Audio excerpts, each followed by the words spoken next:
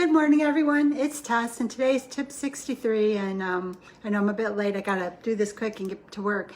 But I got involved and interested in something, and I'm gonna have to do more research on it after work today, and maybe to do on the live tonight for Doc V's challenge.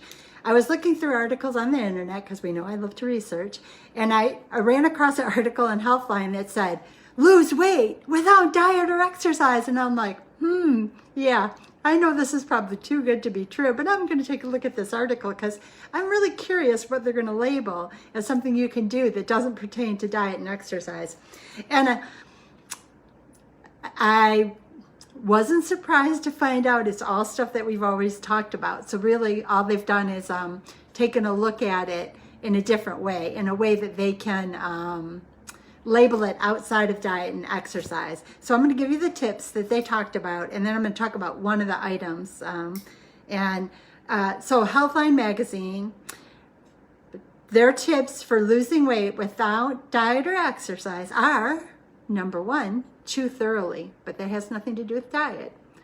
Chew thoroughly and slow down. I agree with this tip because I think sometimes we're distracted. We eat more than we think we've ate, and at bariatric patients, we know one bite too much, and all of a sudden we get that thick, heavy, stuck feeling.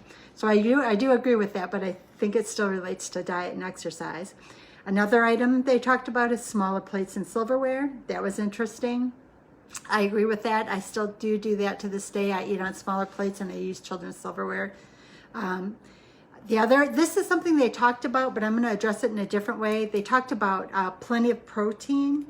And in my case, because I was anemic pre-surgery, I think I had too much protein. So I guess what I would say for this item number 3, is maybe take a look at your diet and see where maybe a little tweak or adjustment might help you out.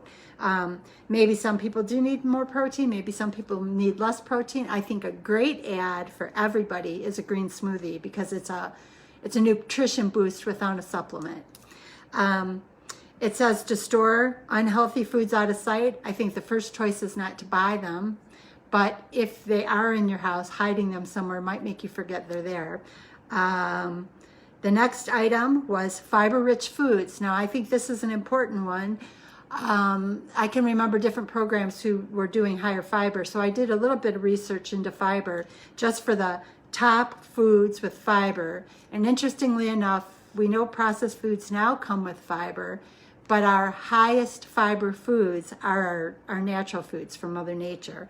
The list started off with pears, strawberries, avocado, raspberries, bananas, carrots, beets, broccoli, artichokes, Brussels sprouts. So I'm going to take a look at my garden this year and see what I want to revamp.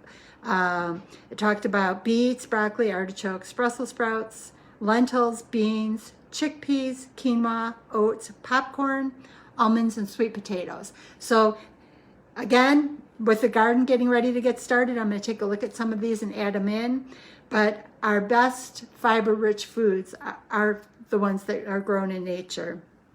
Another item they talked about, not diet and exercise related according to this article, is water.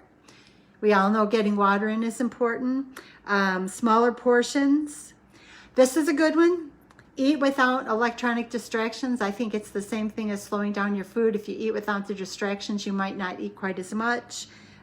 Sleep well and avoid stress. I think that's important. I meditate every day before and after work. I know that meditating helps me to quiet my mind, and it helps my stress, and it helps me to have control of the decisions I make in the day. So if you're not meditating, I would highly recommend it.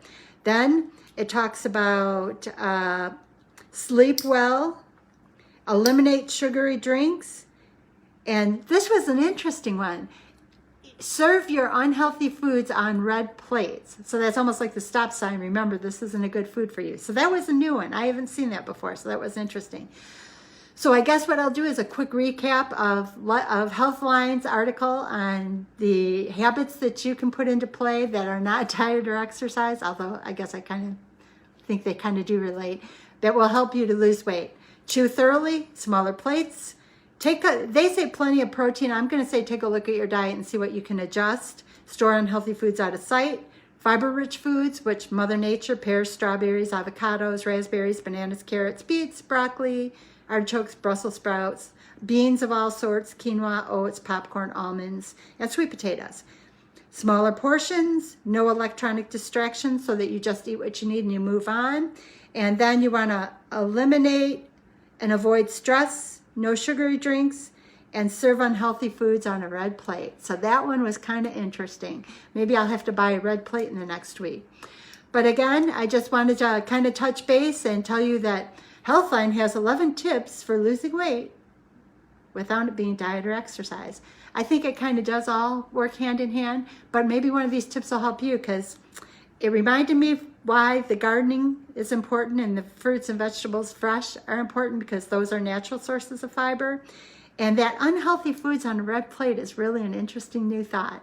So I hope you found something helpful here. Have a beautiful day, and thank you very much.